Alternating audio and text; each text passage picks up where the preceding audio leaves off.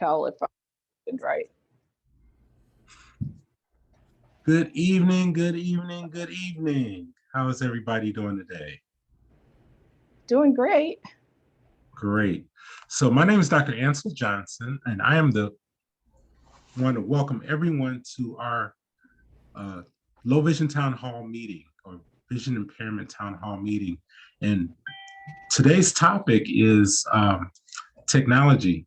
When your glasses don't work well anymore, options. And a little bit about myself. I'm the founder and CEO of the Healthy Living with a Vision Foundation. And we are a foundation that's committed to eliminating healthcare disparities in communities of color. And one of our missions is to have on a regular basis these virtual town hall meetings to talk about low vision. It's something that's very underutilized. And I am a reformed, under referral person for low vision. I see eyeballs all the time. I help people every day, but I was not referring people at a level that I should have for people that have vision impairments. And so I'm guilty, but so part of our mission is to increase awareness. We have some phenomenal panelists here on the line, and I'm gonna introduce you, our panelists, in a second, but also we are not supported by any foundations. We just roll up our sleeves and do grunt work, but we do take donations. So our website is healthylivingwithavision.org, healthylivingwithavision.org.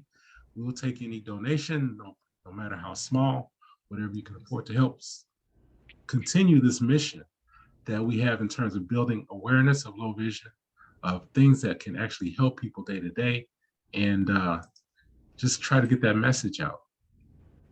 On our panel with me, we have our regulars, Ms. Janet Lebrecht, who is a national thought leader and a keynote presenter as a commissioner for rehabilitative services within the United States Department of Education. She's a heavy hitter. She actually has a low vision clinic named after her work as an advocate for low vision at the New England College of Optometry. And just recently, she established the Janet Lebrecht Consulting LLC, in addition to becoming the founder of Synergy Consulting Partners. I also have Dr. Susan Primo, who is currently professor of ophthalmology and director of optometry and low vision clinic services at Emory Eye Center in Atlanta. And she was, shameless plug, she was my classmate and received her Doctor of Optometry degree at the New England College of Optometry. And her belief is that strategic public health approaches to address vision impairment and loss are desperately needed, which is part of the message we're getting out, Dr. Primo. And in addition to the community and public health expertise, she also specializes in low vision rehabilitation services and work with patients who have unfortunately become visually impaired. And our two guest presenters today is Mati Atia, who's currently Vice President of Strategic Sales Development at the Chicago Lighthouse.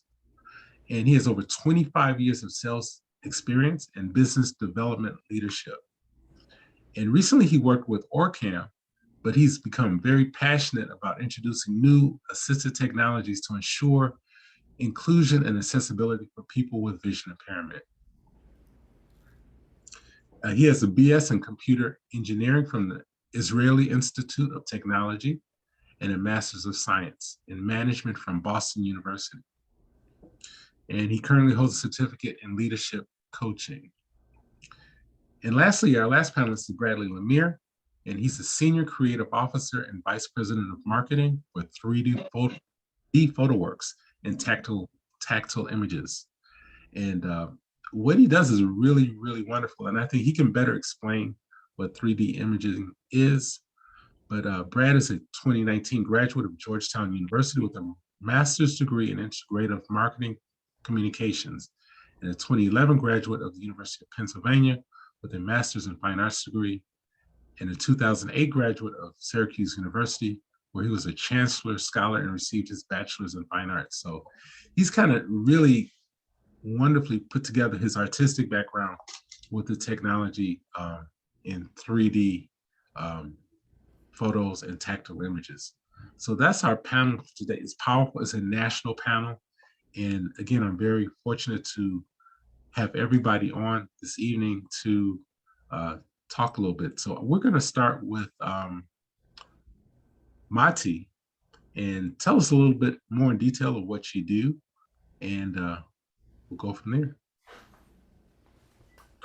Thank you, Ansel. I've joined the Lighthouse about a year ago, less than a year ago. And reason I joined is because it was the mission and also the innovation. So in the Lighthouse in Chicago, what we have is a unique concept of it's called social business enterprise. Um, so beside doing the service to the community that we do, and we serve about 70,000 people, uh, we have to find a way to fund it. So besides philanthropy and grants, what we're trying to do is to create a social business enterprise that employ people with disabilities, and the profits of this enterprise are going to fund the services. Um, and today, the social business enterprise is funding about 60% of our budget. Major business lines that I'm dealing with are something out of my regular work, which was technology, is healthcare contact centers. But also, I'm involved in assistive technology, especially developing new concepts how to deliver assistive technology to the community. And before that, I was with Orcam, and I brought this technology to the US market for about 5, 6 years. Um, and this experience opened my eyes to the reality of life, and to working with people with vision loss, and trying to help them. And I know the power, the technology can empower people and make them independent and empowered, and it has transformational value. So that's thank you. Thank you very much. And it's one thing that we talked about beforehand. I'm about to spill the beans on you, Mountie. Is you were saying you've been in sales, and it wasn't until you were engaged with low vision, visual impairment, that you really saw day to day, person to person benefit in terms of quality of life with the people you were involved in, and that speaks volumes to you and your heart. So thank you for your Thank you. commitment. Thank you. Um, Bradley, love to hear about your 3D works. You can take Thank it you from very here. much for having me, and thanks to Janet for asking me to participate in this as well. She's been a fantastic champion of ours for some time, and we're very fortunate to have her support. We started out about 12 years ago with the mission of changing the world. Our organization was founded by an individual by the name of John Olson, who spent his entire life as a staff photographer at Life magazine. And as somebody who dealt with images his entire life, he began upon his retirement to really reflect upon the ways in which people who are blind interact with imagery. And this led to a chance encounter with Mark Riccobono, who is the now president of the National Federation of the Blind. And they developed what is called tactile imaging. And tactile imaging is exactly what it sounds like. We take any sort of a two-dimensional image and make it tactile. So when you touch the surface, it's very topographical in the way that you engage with it. We also embed audio throughout. As you're running your hand across the surface, there are touch sensors and proximity sensors that are activated, which tell people specifically what's going on at that, and a literal description of what's going on at that particular coordinate. But there's also a narrative component as well. So what we're trying to do is create this enhanced kinesthetic experience. So one of the most famous pieces that we did was actually George Washington crossing the Delaware. It's a famous piece that's in the Metropolitan Museum. Many have seen it. Many have experienced it. As you're standing in front of the tactile reproduction, you can actually hear the oars in the water. You can hear the colonial narrators. You can hear the gunfire in the background, and you can actually smell the gunfire as well. You know, so Wow. um, there are all these other sensory stimulus that are quote unquote helping people to see the image. And we had initially set out, to be of service to the blind and disabled community. But what we have found is that this is a equally immersive experience for those who are sighted as well. So it's a really exciting project that we've been engaged in. Last year, we partnered with Getty Images, who opened up 45 million images from their archive for the creation of tactile exhibits and tactile displays. Many institutions are using this as an opportunity to become, um, you know, instead of just checking off the boxes and meeting all of the regulations, they're using it as an opportunity to become ADA plus. Um, when I first started at 3D Photoworks and Tactile Images, we did a number of focus groups and whatnot. And we work very closely with the blind community. Our technology has been developed very much in association with the blind and the disabled. And we asked them, tell us a little bit about your experience with museums and cultural institutions and educational institutions. And what a lot of them said was, we don't go to museums. There's really nothing for us there. Why would I want to go to a museum when I'm just going to have a docent kind of walk me around and kind of explain all the pictures to me? So, Mhm. what we're really trying to do is to provide them access to imagery. But I think in a bigger sense, what we're trying to do is we're trying to provide them an opportunity, to have, you know, freedom, independence, and equality, when they're in these different arenas. Um, where it provides them the opportunity to have an equitable experience, in a museum or in a cultural institution or in an educational institution, to um, to more fully experience that. We initially set out to be largely within art museums. John Olson and I, we have very strong backgrounds in art and design. But that has expanded into working with educational institutions, working with corporate entities, working with science-based institutions. We just recently worked with the Space Telescope Institute and created a number of tactile panels based on Hubble telescope imagery. We're going to be doing some work with the New England College of Optometry as well. So we are starting to branch into some of these other areas because what we're realizing is that what we provide isn't of use just within museums and cultural institutions. It's of use in a wide range of institution types. I don't know, Jan, is there anything else you want to add to that? No, I think you did a great job explaining, and I think that this type of technology has really been well received by the blindness community, but also well received by various organizations and museums and science centers, as Brad mentioned earlier. And I think also that it has great potential for academia in terms of those students that could potentially benefit from using this type of technology, as well as the technology that Madi is speaking about, because these are individuals that could certainly complement their learning ability and benefit from having assistive technology playing a critical role both in their education, recreation, community participation, and so on and so forth.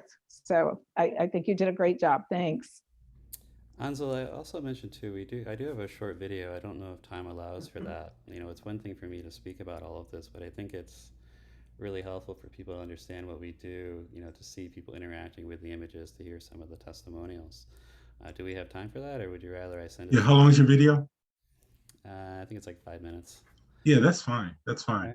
Do you want to put that on now? I can make you a co-host. Do you mind? Yeah. Sure, not a problem. Share my screen. And you should be able to share your screen now. All right, so go ahead. But again, while he's setting that up, Dr. Primo, do you have any insight or questions of Mati or Bradley in terms of what you do day to day? And or you can talk about after the video is over, maybe the type of technologies in general that you have that help you with your day-to-day patient care.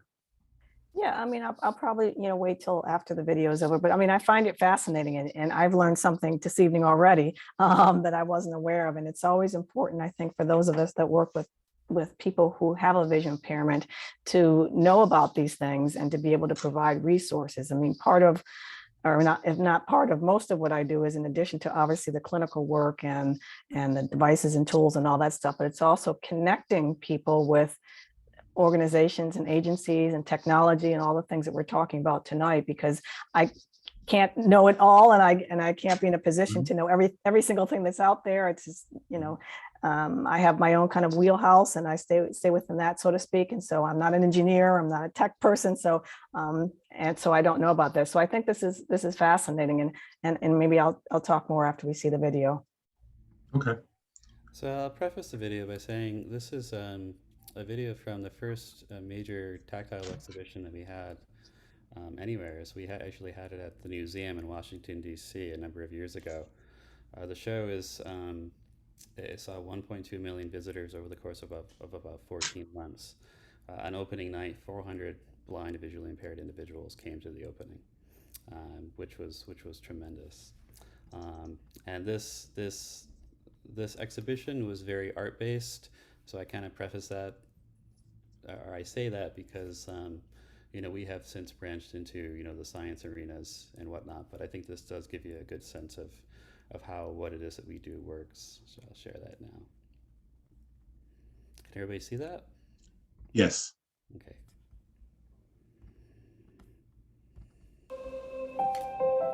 We have a very large state museum in our state in South Carolina, and when it first opened up, I went, but there's hardly anything I could do. I couldn't touch anything. When we were growing up as kids, we were always told, look, but don't touch. Well, with blind people, you got to touch. So I just didn't go to museums. In January of 2018, Washington, D.C.'s Newseum was the site of the first major tactile photographic exhibit in the U.S., designed to serve the blind and sighted communities with equality. Welcome to the Newseum. Hundreds of blind women and men of all ages from every state gathered to celebrate and explore. The statistics today are sad. The blind population has 75% unemployment, very high failure rate in graduation from college. The group needs a level playing field. One way you do that is you provide them with what they need to give them visual information that serves them culturally and educationally. Tactile art, tactile photography, and tactile diagrams do that. Right to the exhibit. When I go to a museum or a gallery, the work it's not very accessible. There's not a way to touch the work or view it in a different way. But this exhibit offers something a little different. Oh, whatever you touch, it talks. Something that blind people usually don't get the opportunity to experience. They've been exposed recently to a lot of technology that's changed their lives. But the one thing that's missing is access to art and access to photography. Touch-activated sensors. And accordingly, when I think of young blind people today and the challenges that they face. Above this control panel is a 3D photograph. To be successful, our generation needs to have equal access to any material that a person with full vision would have. Touch the sensors to learn more about the image. What I've developed in association with the blind community is life-changing. This is a bandolier. It is being worn by Lurch. For many, it's the first time they've ever seen an image.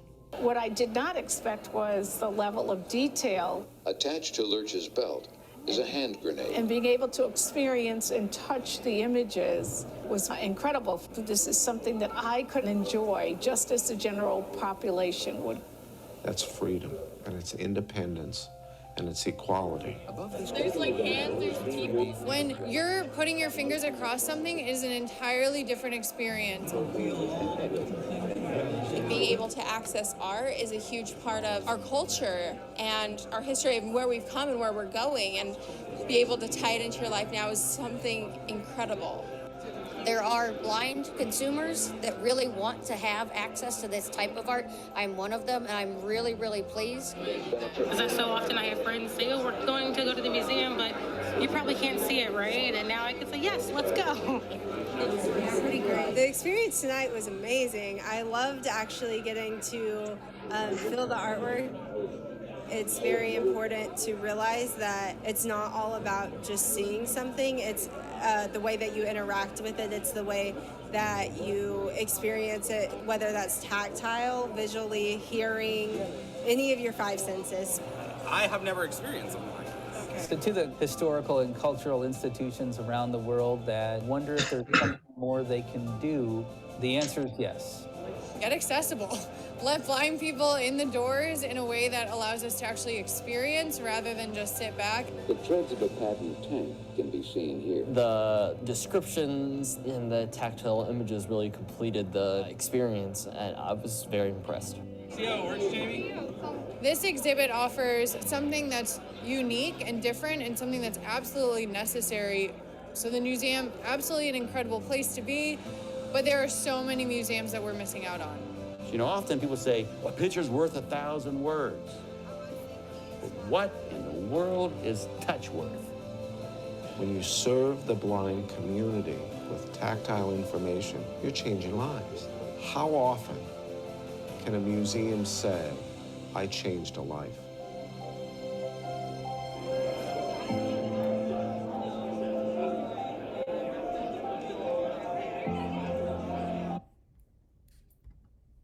So that gives everybody kind of a sense of how it works. Like I said, I can sit here and talk about this for hours, but I think, seeing it and really hearing some of the testimonials, I think speaks to the potential and speaks to the opportunity. All I could say is, wow. You're basically enhancing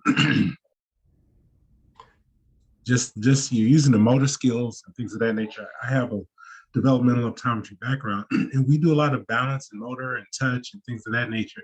So you're really integrating more of the senses. It's just that the vision is someone that's at a deficit, but you're just giving that person a more holistic experience. And like I said, all I can say is wow. And again, as a reformed under referral for low vision services, this is something that I can see us really trying to promote in all of our institutions on some level. So thank you for sharing. Thank you. Are there any other comments from our audience or panelists on the video before I turn it over to Dr. Primo?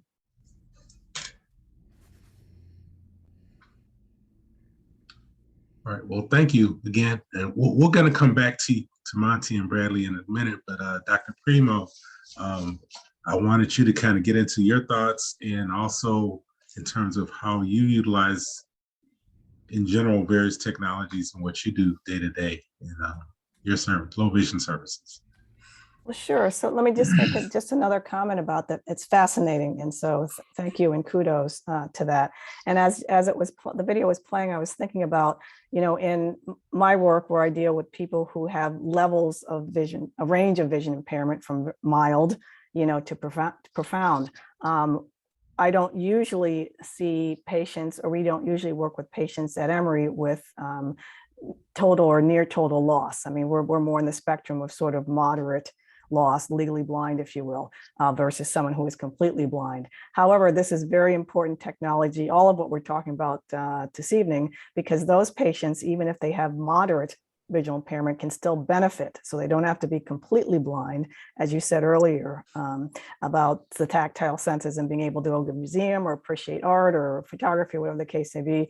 And so it really makes me think of how important it is, again, not just for people who are completely blind or near blind, but for those who just have even mild to moderate visual impairment, just to be able to be immersed in the experience and have better connection, if you will, with what they're looking at, because oftentimes they don't see details. And so what I do, my role is to provide, usually in the form of magnification, to be able to see more details. But what comes with magnification is sometimes the optics get in the way. And so while we can prescribe, telescopes or even sometimes virtual reality type devices or something like that, some of them are cosmetically unattractive and unappealing, and somebody may not want to wear that or take that to a museum. But still, we're limited by some of the cons, if you will, of optics. And so the benefits are when you make something bigger for someone who has a vision problem, they can see detail, whether it's making the print bigger or whether you're magnifying it so that they can see a little bit better. And so that's usually the kind of technology that I use. But as I've realized sometimes, usually I reserve some of the more assistive technology, if you will. And by the way, when I think of assistive technology, I used to think of these incredible fancy and high engineering things I'm sure Monty could teach me about, but it's actually something as simple as a cell phone. Most people have smartphones. In other parts of the world, I've developed a friendship with a doctor like myself who does vision rehab in India. And he says one of the biggest areas for improvement for people in low to middle income countries is simply to have a smartphone, from children to adults, that they can access now technology that they wouldn't have been able to access before. And so that's very important. So again, with that, I would just say that, I will think about assistive technology in some shape or form for people who are not necessarily completely or near totally blind. And it has a role in people who also have moderate to severe visual impairment as well. Thank you, Dr. Primo, because you have brought up the point that there's a continuum of people that have vision impairment, and in our past town hall meetings, we talked about, okay, when people think about low vision or legal blindness, most lay people think about not saying, total blackness, when there's a whole continuum, and people that have impairments can be helped by these experiences. And I think a lot of sighted children and sighted adults can be helped by your 3D Works technology too, because children are very tactile. And what's amazing to me is when you mention their odors and smells and sounds that come along with that artwork. Is that correct? Mm-hmm. Yeah, there is. Yeah. So that's, again, you're engaging more of the senses. So I'm going to ask Mati. Mati, can you tell us maybe a little more about some of the technologies I know that you help with the lighthouse in general? So a few points that I want to make. Okay. Mm-hmm. You hear me? Yes. The one is that I think when we think about technology, and that's something most important, I think, is first you have to connect it to your life goal. What do you want to accomplish? What's important for you? Do you want to read? Do you want to be engaged socially? Do you want to watch TV? This is, you need help with navigation. This is critical. I think when people think about technology, we need to talk about life goals. And based on this, we can derive what's good for you.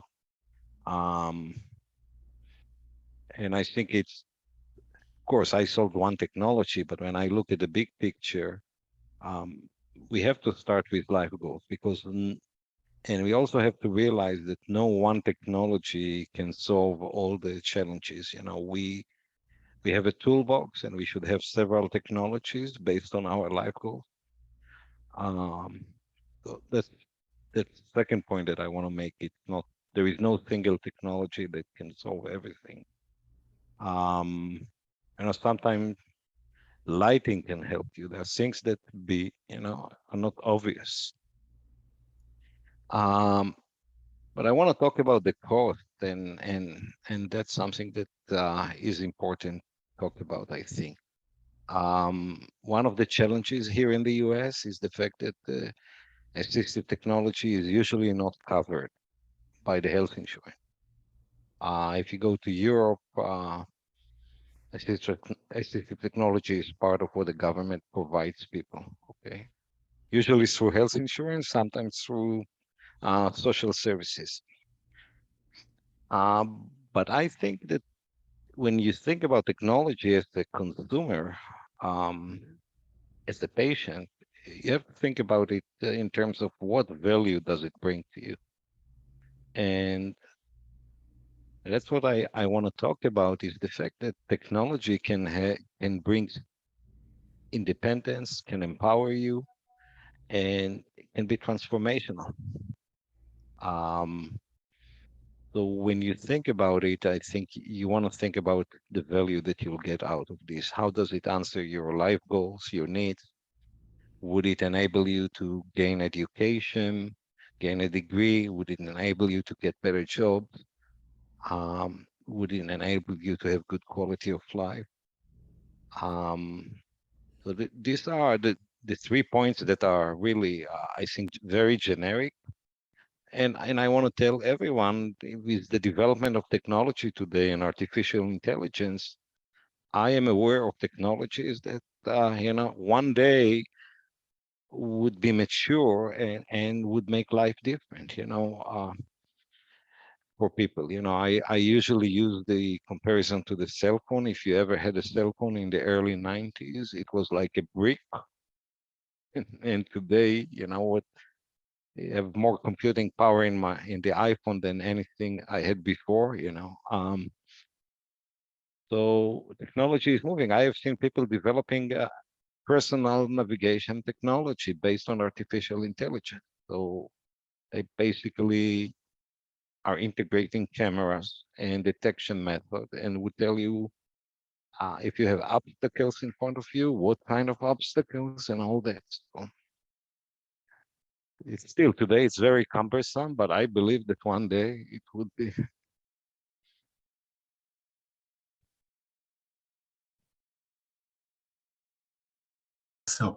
I can take myself off of mute. What I hear you saying is that some of these technologies can help people move through their world. And I see a synergy here between what you and what Bradley's talking about. They can move and navigate through their world. But Bradley, I see what your technology is bringing an enhancement, not only moving through their space, but giving people a more fully perception, a full perception of that space. Am I kind of off base a little bit, or? No, I think you're right on. I mean, I think that that's a really fantastic description of what it is that we're trying to do. And I think that, you know, what Modi was speaking about earlier, I think is really impactful as well. This idea of a toolbox. We're trying to provide this kind of varied toolbox that people can call upon, in different situations to help them. And I think what we're trying to do is to expand that toolbox, and certainly artificial intelligence and technology plays a very important role in that. I'm at a conference right now, the American Alliance of Museums conference, and years ago I would come to this conference and it was predominantly small vendors and exhibit developers. Now 2/3 of the conference is tech firms, tech companies, artificial intelligence, things of that sort. So it's interesting to see the way that things are changing and the direction in which things are headed, and there's a lot of opportunity and a lot of potential, but with that also comes a lot of responsibility as well. I agree, and but what I'm hearing, it sounds like for your particular work, we're looking at institutions and school educational institutions, museums, maybe even public transportation areas, terminals, and things of that nature. And for those things, government really has to buy into it. And how is your success in terms of that happening? Well, I think we've had a lot of success. Well, the thing I'll say to that is, typically when we meet with a client, or with a number of clients, there's two groups. They're the people that get it, or they don't get it. And those who get it and kind of understand what it is that we're trying to do, are very much, on board and very much want to be supportive of it. I mean, you're right in terms of, government organizations and whatnot. There can be a lot of, bureaucracy and red tape and whatnot that we have to go through to, to work with those organizations. But, oftentimes what it becomes is a lengthier process. So I think that oftentimes they are interested. We've met with a lot of vocational rehabilitation centers. We have had conversations with a lot of government entities and whatnot, and a lot of them express interest. I think also too priorities definitely shifted somewhat with regards to the COVID-19 pandemic somewhat. So the biggest difference that I've seen in terms of working with the government is that the interest is there. I think that the timeline for these projects has lengthened somewhat. Janet, you may be able to speak to that a little bit better than I could. Yeah, sure. I think also, it's interesting with the pandemic, because I think, if anything, the pandemic really helped to have agencies, organizations, individuals really look at their ability to either provide services or receive services or do other things like employment or educational engagement very differently than prior to the pandemic, particularly for organizations and institutions. It's often challenging just to pivot as quickly as it was necessary to do because of the pandemic. And when you're working with individuals with disabilities, organizations like, for example, the Lighthouse, Madi, the work that you guys are providing to consumers through the Lighthouse. Oftentimes individuals come in to the Lighthouse as well as to other community rehabilitation programs to receive those services. But also when you're thinking even about this technology that we're talking about, 3D technology and tactile imaging, it's one of those services and one of those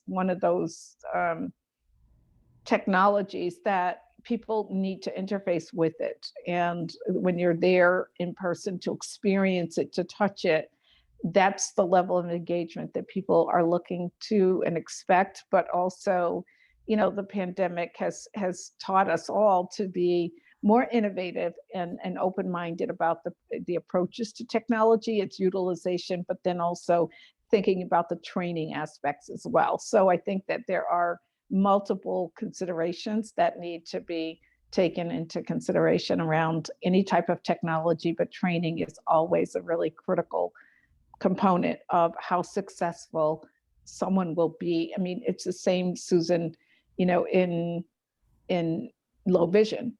You can provide someone with a low vision tool that they're going to use to enhance their vision or increase their functional limitation.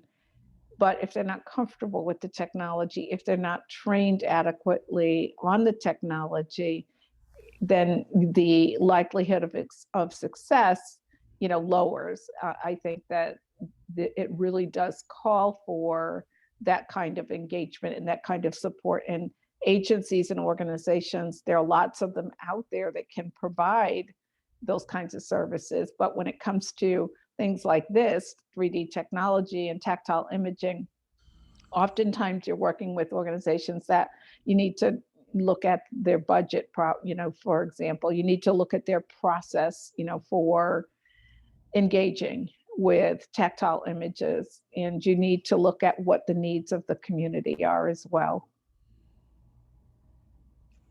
I can step in a little bit. Yeah, go ahead. So no doubt that, and I think about technology, first you have to match the technology to the needs. Okay, that's the beginning.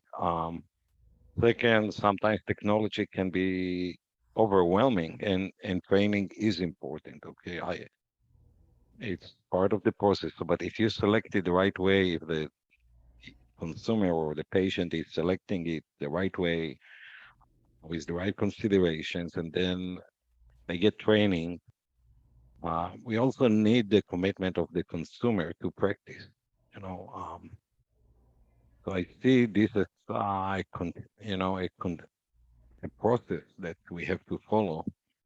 Um, but I also see that remember the challenge I had myself when the pandemic started, and you think that the only way to interact with people with visual impairment is in person, by touching, and then we had to learn how to do it using video and using Zoom or tools like that. So, you know, um, we learned how to do it. I see more and more places that would, provide rehabilitations using video conferencing or telehealth. And we have to remember that a lot of population in the US don't live in the metropolitan areas where they can have access to something like the Chicago Lighthouse or any other organization or Emory Clinic, So I think in this regard, it's an opportunity. It's not just, and we learned how to do that. So, and in this, it's a little bit contradicting the idea of tactile imaging and all that. You know what I'm saying? So, because you talk about touching, and maybe we learn how to do it with the computer screen. Maybe that's the next innovation. Marty, we were just talking about that today, and obviously, yes, it's the next frontier. Looking at alternative approaches, and that's important because it also expands your base of potential consumers, as well as those individuals with a range of disabilities. And tactile imaging is not just for someone who has a visual impairment. It's also for those individuals who may have, or need, that tactile sensitivity so that they can better experience either the curriculum or the art, whatever it is that they're interfacing with. And there are individuals who process information better when it's presented to them tactilely. And I think that it's important to look at that next frontier that allows for the expansion and more innovation, with the technology for sure.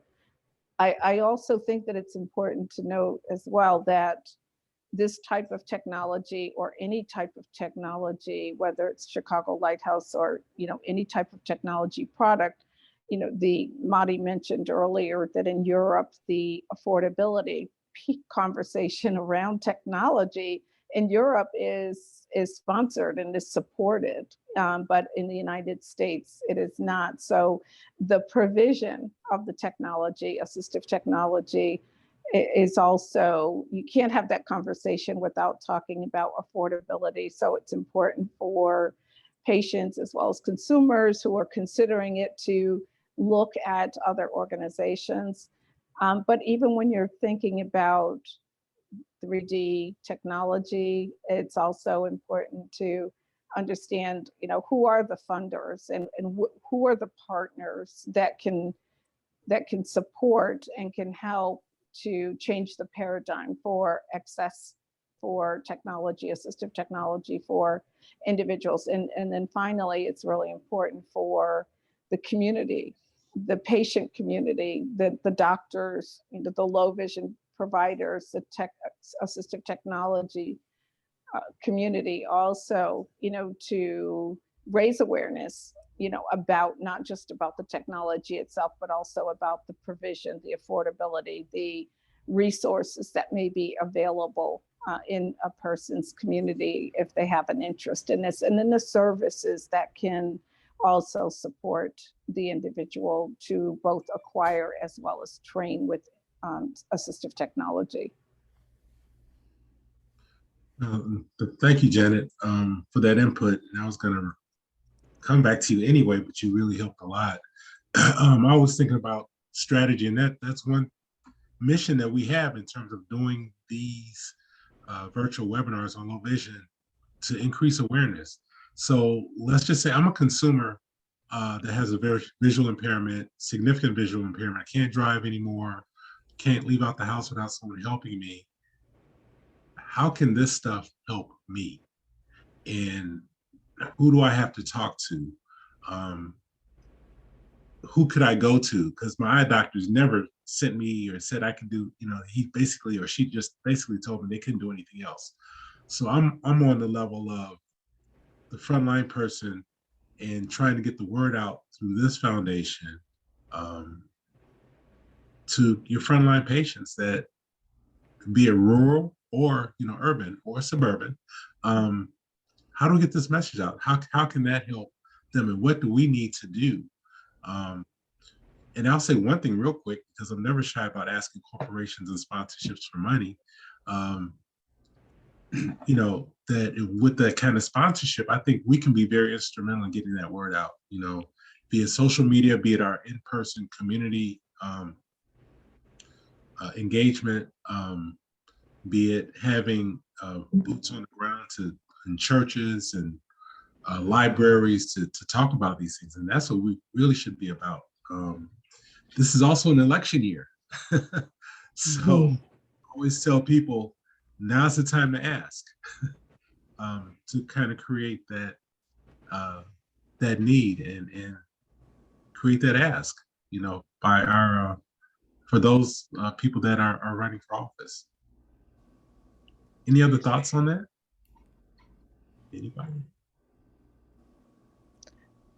I think those are good points. And I think that also when you have doctors who are working with patients and they understand who those resources are and that they're able to connect their patient to a resource, and they then leave the patient with hope after they leave their office. So I think that it can be approached on several levels. The first level is for the patient also to be connected to organizations and agencies, whether or not that's an advocacy-based agency or whether or not it's a service-related agency. So every state has a vocational rehabilitation program, for example. Many states also have community rehab programs that are private nonprofit organizations that they will both support individuals with training, but certainly providing them with information and resources around what type of technology there is. They need to be, as Madi mentioned, they need to be motivated to use the technology. They need to practice with it. I think, Madi, you can certainly speak to what you do at the Lighthouse in terms of raising awareness for your patients and clients that come into the Lighthouse. And Susan can certainly, as a low vision provider, she's known for being able to educate her patients and let them know about those resources out there in the community, because again, that does leave a patient with hope and a direction to move towards after they've left, their providers' offices. One other thing I want to bring up, because I do have some of my colleagues also online at my NECO classmate, Joanne. I'm going to put her on blast right now.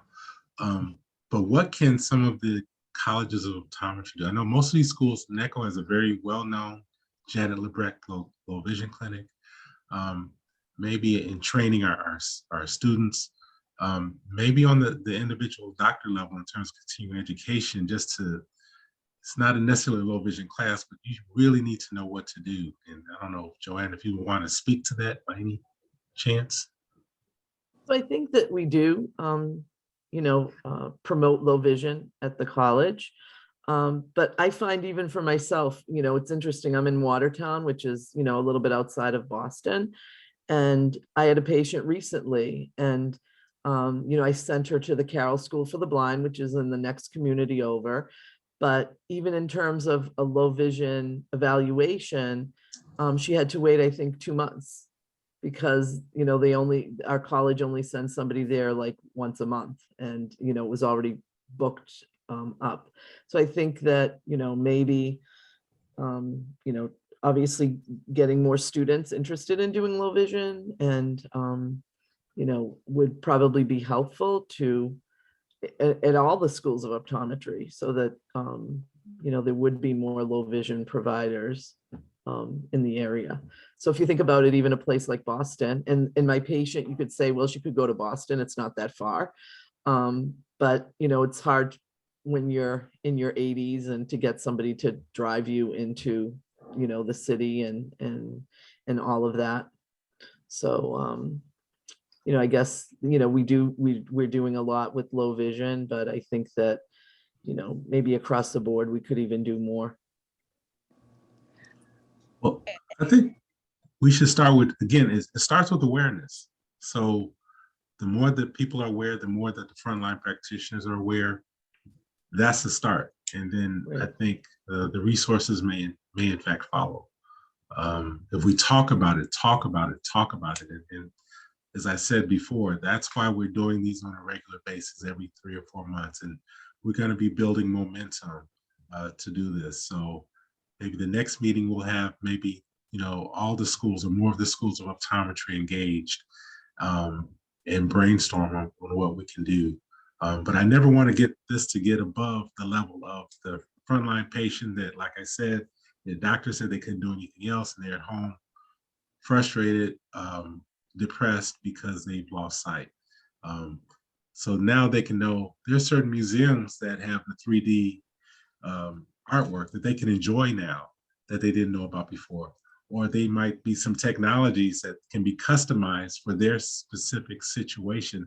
It doesn't have to be some $10,000 scope or telescope that they have to buy. So that's just my 2 cents on it.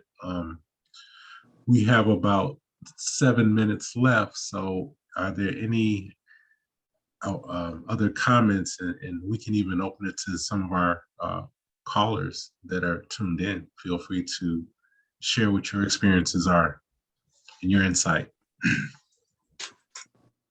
I just wanted to add one thought as we talk about raising awareness. This is a big thing. I've been practicing for a long time. The two of you know, Joanne and Ann, so very long time we've been out there. And I have personally seen very little change in the increasing of vision rehab providers among our profession. And so as we continue to work at it, and the schools and colleges are certainly trying to engage students to develop some interest or have some passion for it. But we need to think outside of ourselves as well. We kind of get caught up in our silo of our profession and what we do, but we need to think outside. And so, I'm doing some work with the National Eye Institute as well as Prevent Blindness to get the word out to other providers and community people. And so it really takes a village to improve the quality of life of somebody. It's not just those of us that are in the field. And so, I encourage, people who have a visual impairment to talk about it, for their families to talk about it, because there are other providers that need to know as well and be able to have this information and be able to give resources. So for example, if you've got a diabetic who obviously has to go to the primary care doctor periodically and may have trouble accessing certain tools. We have all these fancy patient portals and things like that people who are visually impaired may not be able to access, or they give out some materials that are in small print and they can't read it. And so I encourage people to advocate for themselves and say, I can't see my insulin syringe well enough to be able to draw up the right amount. I mean, things like that. And so we have to come together and be able to, again, be advocates for ourselves, but also to be able to talk to other providers and systems and healthcare systems and agencies and schools and the whole 9 yards about the visual impairment and what the needs are. And so again, I think we have to think a little bit outside the box. Sure, and I think I'll just add to that, particularly going back for a moment to New England College of Optometry, thinking about during the pandemic, one of the things that they were able to do, as I'm sure other practices as well, was looking at the issue of telemedicine and being able to do some of those basic functional, limitations or evaluations, where they're using telemedicine in order to at least get a baseline in terms of how individuals are functioning, what their issues are, whether or not there's a strategy, for making additional referrals. or support referrals to other agencies that can help individuals. And I think that it's also important to note that these issues that we're talking about also are definitely magnified and are occurring at disproportionate levels for underrepresented communities and individuals who are definitely have a cultural background and have, you know, issues around access in general, whether that's physical or programmatic, or whether or not it's associated with looking at those resources, those potential resources and the cost associated, but also just the physical access, being able to get from point A to point B to access these kinds of services, and strategies around assistive technology as well. And so those are really important issues that need to be further, you know, discussed, as well as looking at strategies that can help with mitigating some of those issues as well. And If I may take it to another level, giving you some numbers that are amazing. So in the US, we have about 7 to 8 million people with visual impairment. There are only about 1,000 providers, plus minus, of low vision services. And that's like 7,000, if you do the numbers, it's like 7,000 patients per provider. So we have to think about, and I have personal stories that I can tell about a personal story about a friend of mine, but we have to think, you know, one hand, we have to push the idea of awareness. On the other hand, we have to think about innovation to open this bottleneck. That's how my perspective, you know.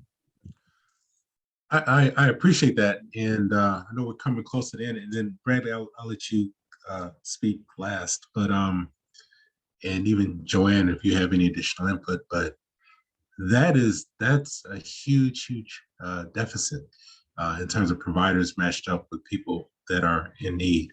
And one of the thoughts that I had was, you spoke about ADL, large corporations are larger employees in not only government, but, you know, the private sector that have that cannot discriminate, you know, because of these disabilities. And I know Janet probably has a lot more familiarity with that, but I think bringing these technologies, bringing these experiences that your 3D works can bring to a workplace even, can be huge for everybody. So again, that's my 2 cents. I got a lot of 2 cents around here, but Bradley, do you have any other comments, closing comments?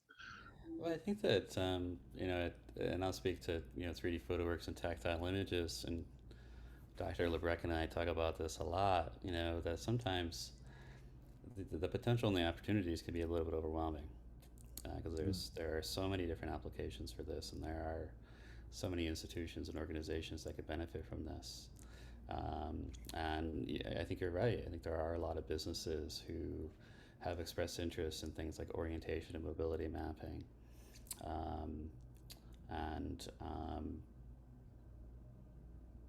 You know, we're excited about what we've done thus far, but, you know, as Janet was speaking to earlier, you know, it's a constantly evolving process, and we're constantly in the process of discovering and exploring some new innovations to be of greater service to a wide range of communities.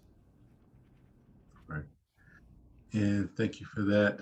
And thank Joanne, do you have any? I'm sorry, go ahead. Thank you for having me. I appreciate it.